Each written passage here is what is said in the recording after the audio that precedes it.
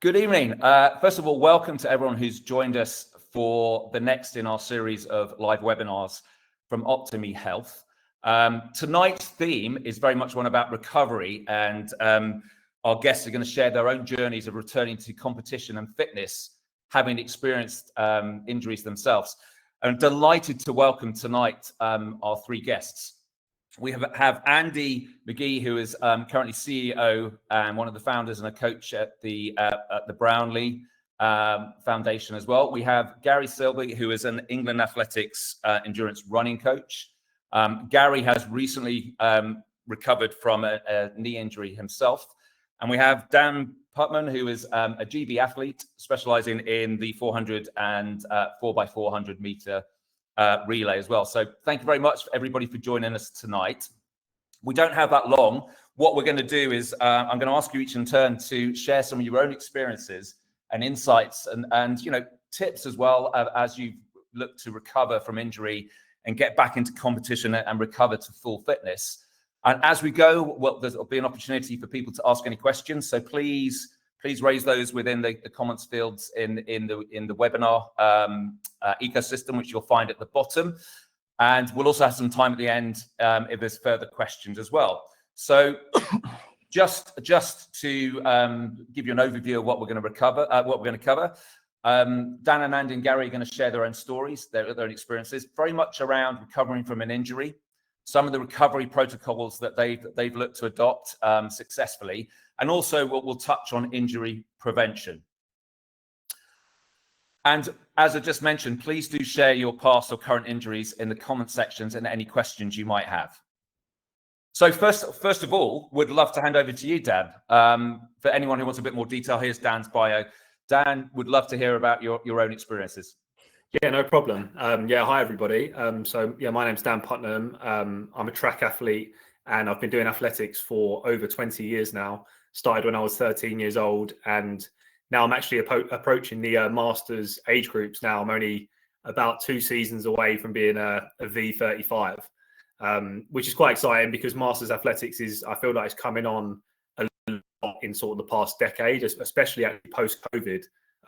So it's sort of a really exciting part of my career to be looking forward to in the next couple of years. Obviously, being a track athlete, being a sprinter, you do face a lot of injuries. Like it is sort of a big part of sport, especially high intensity sport in sort of throughout my experiences. I've actually just recently recovered from a hamstring tear, which I'd done early Feb, and I'm sort of now just starting to run again 8 weeks later. So it's a sad part of the sport in many respects, because obviously in an ideal world, you'd just be able to train as much as you want. You'd be able to compete at every competition you want to compete at, and sort of reach the heights that you sort of dream of reaching, whatever your goals are. We've all got individual goals, but obviously you sort of want to get to that peak, and injuries do get in the way of that. But obviously throughout my career, I've sort of learn the best ways in which to cope with injuries, to sort of manage the mindset when you're injured, and to make sure that you're back on the start line as quickly as possible. So like just a few things that I've sort of picked up over the years. Like you've got your fairly generic sort of immediate response to injuries, which is more like your RICE protocols, like the ones sort of you're taught back in the day. So you're getting plenty of rest on it, making sure you're icing, compressing, elevating. And then you sort of move on to more of a controlled movement phase. So where you start to push the range of motion in the joint. So if I look at my recent hamstring injury, I couldn't just do leg swings after like a week of resting it. Like you need to slowly reintroduce the movements that will eventually get you back to running. One thing I found really useful for my recovery was isometric exercises. So for those who aren't familiar with isometrics, it's basically like applying force against a static object. So like you've got your concentric exercises, like your bicep curls. You've got your eccentric exercises where your muscles lengthening under strain. And isometric is basically you're working as hard as you can against a static force, but you're not actually moving it.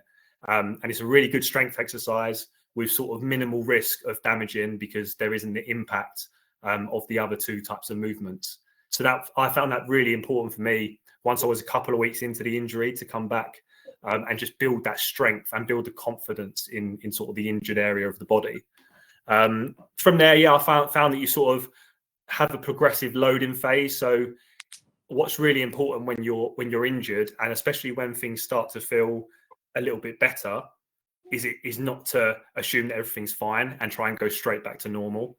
Like we always say that if you feel like you're back to 100%, give it another week, because it's too easy. Like there's still some vulnerabilities in there, and there's bits that like it's easy to skip those last few steps. So like the muscle could be 90 to 95% recovered, and then that last 5%, you skip that and you go straight back into the intensity that you want to perform at, you want to compete at, and then suddenly you set yourself back. Another thing I would say regarding setting injuries back and stuff to avoid is quite often when we rehab a certain body part extensively, you often have an imbalance in the body. So it's really important that when you do your rehab to work both sides. So when I tore my right hamstring, I was doing the same rehab for my left side as well, because in the past, I know that when I was younger, I had a lot of injuries. I had one that I remember really clearly in my left calf, and I made it bulletproof. So when I came back, it was stronger than ever. And then my right calf went within a month of me returning to sport. So I think in a lot of sports, where obviously you're relying on all muscles to play their part, it's really important to rehab and prehab all of the muscles so that you're balanced and you're equal going into training. One more thing I just wanted to talk about, I don't want to take up too much time, but is the psychological part of it, and the recovery from that. So obviously when you're on the sidelines and you're not able to train or not able to compete, it not only takes a physical toll, obviously, but it's a massive mental toll. Like quite often you see your peers, your rivals, they're out there, they're competing, or you see them training, like especially with social media these days, you get so many, you see people's highlights, right? So you go onto Instagram and you see the best parts of people's lives. You see them doing that session they're really proud of. You see them running personal best or achieving things in work or whatever it might be. You don't see necessarily the bad sides of things. So it's important to take everything you see on social media with a pinch of salt. Everyone has their own struggles, and not everything is always as glamorous as it looks. Equally, when I achieve the things that I want to achieve, I'd post that, and obviously people see that side of me, but people don't see me for 8 weeks not being able to do the training that I want to do. So it's really important for your mental health to stay engaged with the activity. Like even if you can't, for example, sprint or run, maybe you can get on a bike and you can really push yourself on the bike and do some lactic sessions, or you can get on the rowing machine or something else that's non-impact, and you can get a very similar hit for the lungs and the fitness levels, so that when you do come back to running, you're ready to roll, So like, I think that's probably about where I should stop there, because I can obviously just keep going on about this, but the mental side of it for me is just as important as the physical side, and is something to keep track of when you're coming back from an injury, for sure. Thanks, Dan. So yeah, actually sort of invaluable fitness related, but also just general life, and not being too influenced by what you see out there on the social. It's really invaluable. Interesting question that got posted during the week ahead of this is, how much do you use other sports as inspirational to keep up to tabs about latest protocols and latest approaches to injury? Looking particularly places like the US and other markets, other types of sports, whether it be an NFL or rugby, or things that you might not even directly correlate with your areas of speciality. Are you constantly looking at that for inspiration and tips? Yeah, 100%. I mean, obviously one of the fantastic things about like social media and just how much it's advanced in the past couple of decades is that you have so much science and training methods, different methods thrown in your face all the time. And it can be a good and bad thing, obviously, because you don't know. It's important not to look at everything online and believe that is the way you have to do things. Take things with a pinch of salt. But yeah, me personally, I mean, I've been coaching myself now for a number of years, and part of that process was learning from other people. Like, you have to be very open-minded when you're in sport and when you're training, and always open to like technological advancements, or just different ways of training that might be most effective for injury prevention or just for improving in bits that you want to improve. Obviously, with athletics, you just have to make sure that it's specific. So if you go down the NFL route and you're seeing stuff that they do is amazing, we don't need that agility factor in athletics, for example. So if I spend 6 weeks of my program training agility because I've seen some amazing agility drills through NFL, then suddenly like I've sort of learned a skill that I don't need to learn to improve my athletics. So yeah, I would say that it's fantastic, but take it with a pinch of salt as well. Fantastic, thanks. There's another question cropped up, but I'm going to save that for one of the other guests because obviously would like to hear now from Gary. So Gary, you know, you've lived and breathed this in terms of returning to fitness more recently than everybody else. So, you know, we'd love to maybe share a little bit about what happened and the journey you've been on over the last 6-7 months. Yes, hi everyone. My name's Gary Silbey. Currently athletics coach for the City of Southend Athletics Club. Recently returned from knee injury that I sustained all the way back during my training for the London Marathon in 2021. So at that point, I had injuries in both my knees. So I was completely taped up with rock tape. It was an excruciating pain. So back then I was hoping that I would get through at least a half marathon part of that marathon at the time. Was only able to get through the first 9 miles before I had to stop. I managed to complete it, which I was very happy with. But after ending that, it was my knees were throbbing, horrible pain, and that lasted for a good 2 or 3 years. Not like constantly the throbbing, but like the actual injury itself. And I went through physios, I went through sports therapists, I went through all different kinds of things, and they helped in essence, but not completely until, funnily enough, I come to the Optimi Health app, which is obviously what we're mainly all here today about, and their injury prevention. And it was obviously through their knee injury prevention part of the program.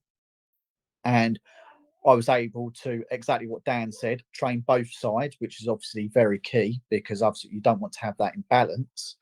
And I could feel every time that I did one movement, because you start off with one level and then you'll go up each different level. And I can't remember what level I've got up to now, something like 10 or 11, and I just go back through them. And to be able to feel the pressure of that injury getting better, if that makes sense, going up through those levels is second to none, because without that, just walking up the stairs, walking down the stairs was massive difficulty for me. Just walking in general was tough.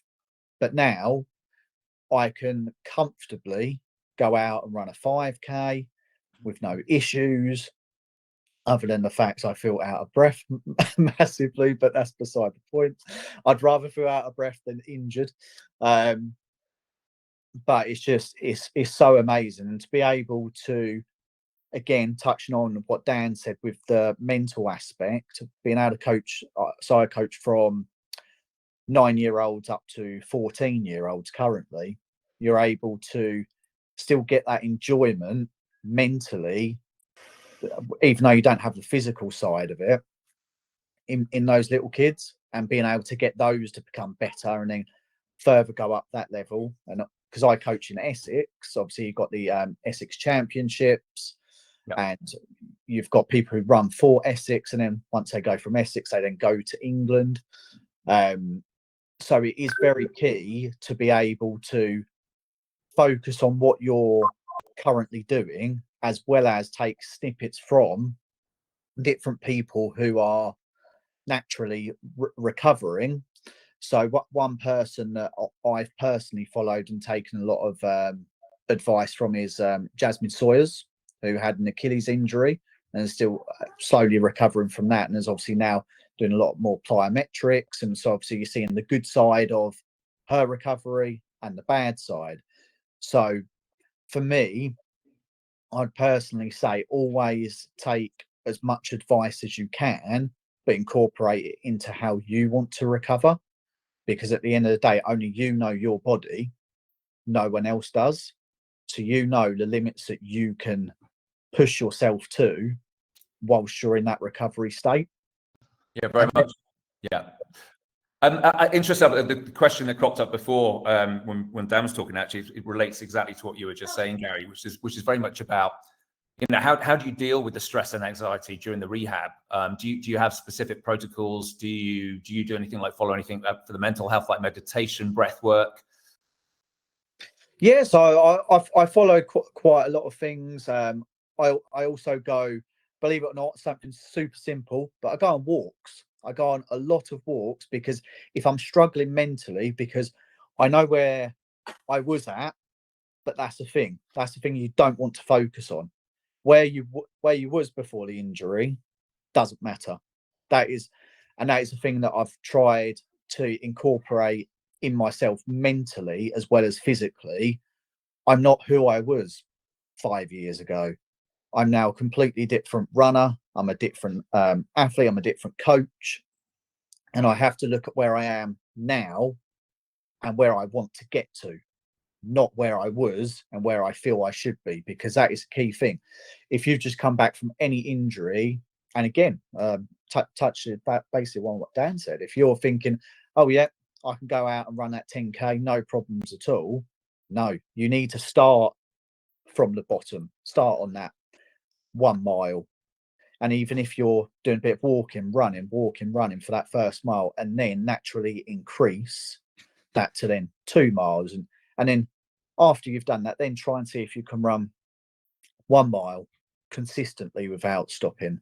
And then just slowly bring that to the forefront of your mind, but constantly remember, do those rehab exercises, because once you've continuously done that injury rehab, you've then got the injury prevention, Yeah, which is also very key. So you don't want to think, oh, I'm now all good, I'm back to fitness, and just rest on your morals. You want to continuously do these exercises, do these prevention schemes, and Optimi have another amazing option there on the prevention scheme to then be able to prevent that from happening. Because once you've done that and you've experienced it, you can then give advice on as many athletes as you want to say, oh, you should do X, Y, and Z, give it a go. This is how I've done it. See what you think. And then obviously they can then give you advice as well as so you can get the extrinsic and intrinsic feedback essentially.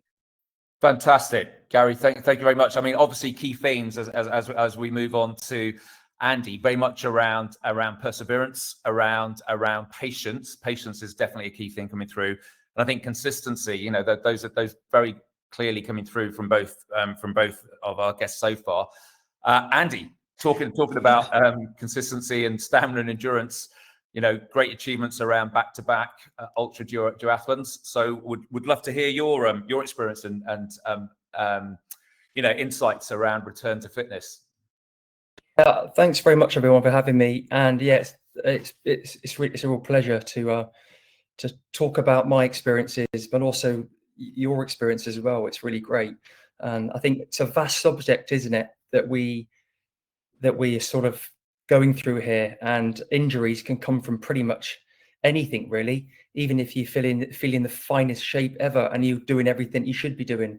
I think I've written a few things that I've sort of come across in my career, and having sort of started off as a runner in my mid-30s, moving through from that, I took up barefoot running to see what all the fad was all about, and then spent 2 years doing that and ran 7 barefoot marathons across the south of England, then managed to break sub 3 hours with flip-flops on, and then moving on to duathlons. And I think the reason why I'm telling you that is because it's just trying to learn. You know, as a running coach, I think it's good to experience these things rather than having an opinion on it. And I certainly learn through experience or doing things. I think one of the biggest things that comes up before we go into being injured is stretching. There's a lot to be said about that. And I've, having been being an S&C coach and working with runners for years, I would say that doing a few minutes in here and there doesn't count. And one of the biggest things that I always encourage people to do is what I call net time stretching. So we all sit in a car, don't we? And we listen to a podcast. Of course we do, because it's driving boring at some places. That's why I listen to music. But one thing I would say that is stretching is boring unless you have an incredible mindset. So what I do is I find stretching positions that I'm able to hold or go in and out of whilst watching a Netflix movie, something on my phone, replying to an email, listening to my other half, talking to the children, whatever that may be. Because essentially, to develop flexibility, that either has to be done through static stretching, contracting, relaxing, or through movement. Of course, you can do it through movement. But if you think about it, I wouldn't know the stats, but I would say that not many runners go to the gym in relation to other sports, because technically running's free, isn't it?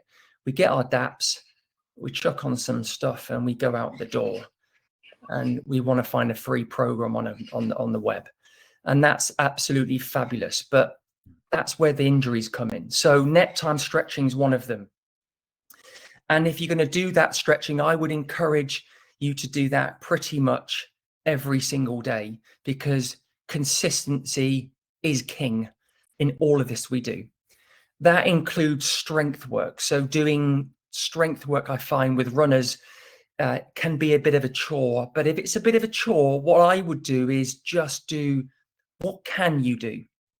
And if it's 15 minutes twice a week because you've got kids, family. I mean, I train people in triathlon and running. And when you've got to consider the swim, the ride, the run, the transition, the nutrition, sports psychologist, 4 children, work, I mean, give ourselves a break here. So personally, I would just get your calendar out, look at it and go, if it's not in the calendar, it doesn't get done. End of story.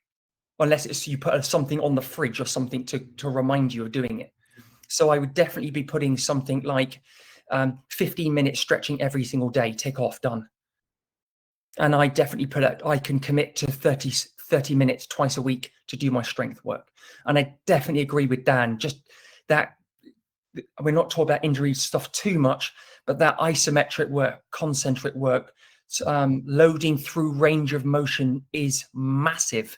So split squats. In running, it's a unilateral, bilateral transfer sport. You go from one side to the other.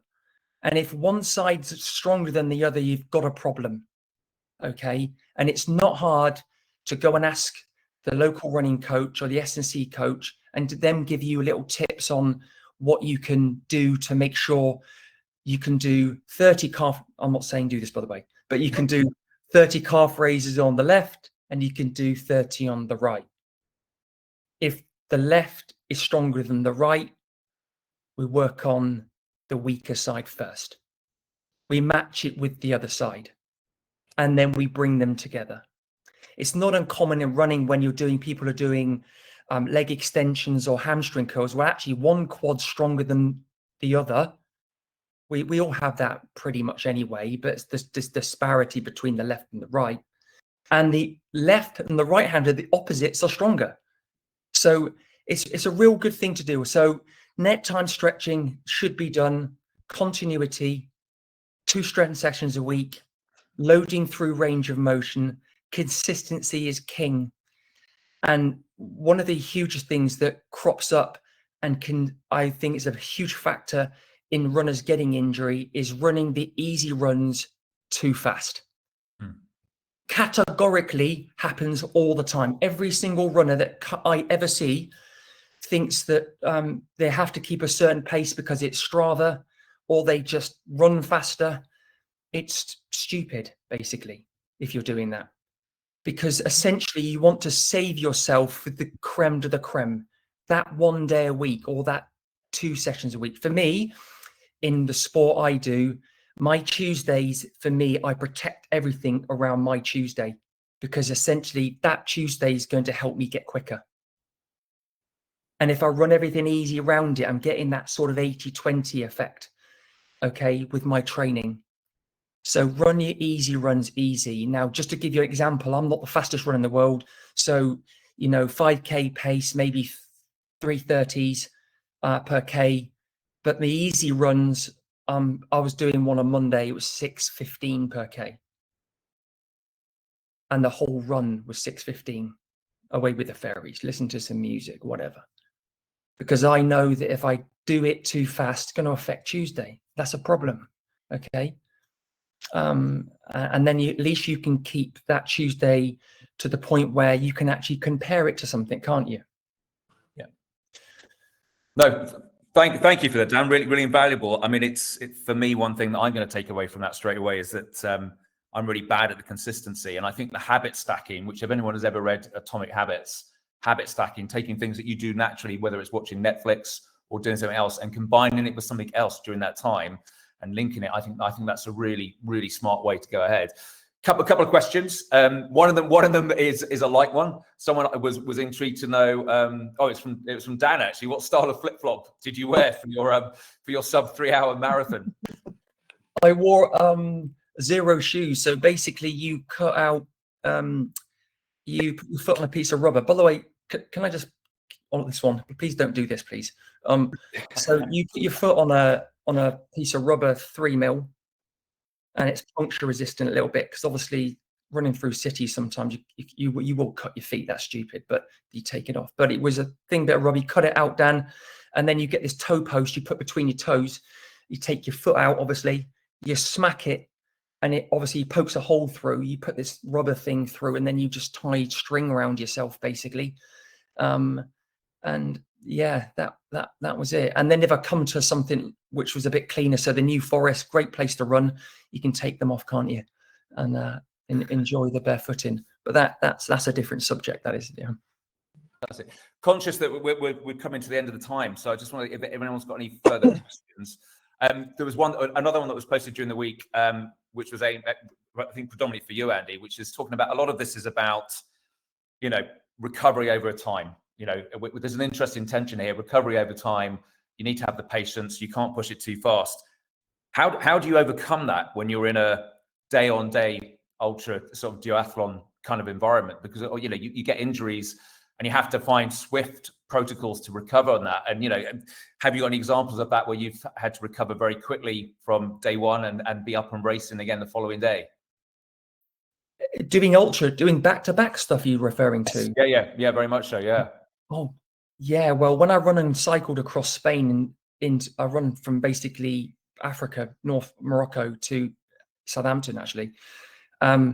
It was using everything that you've got, tool bag you can think of, massage guns. I was getting zapped with TENS machines. Again, please, it's just a bit of a joke, but TENS machines, massage was huge. I think using foam rollers and taking that time in the day to look after yourself is really important. Forget the ultras and all that. Just look after yourself. That's more important sometimes than going out and forcing a run. Fantastic. Thank you very much. Conscious that 30 minutes are up. We've gone over it slightly. Some people will hopefully be heading off for their Easter weekend soon. I just want to say, delighted that you could join us tonight. Thank you very much, Andy. Thank you, Gary. Thanks, Dan. Been an absolute joy. If anyone else listening has got any questions that they want to post, I'm sure the guys will be happy past this to answer any queries you've got. And keep an eye out. I think we've got another webinar coming up next week, and I think a week after that as well. So thank you all for joining us. Thank you again to the guests. It's been a pleasure. Thank you. Thank you.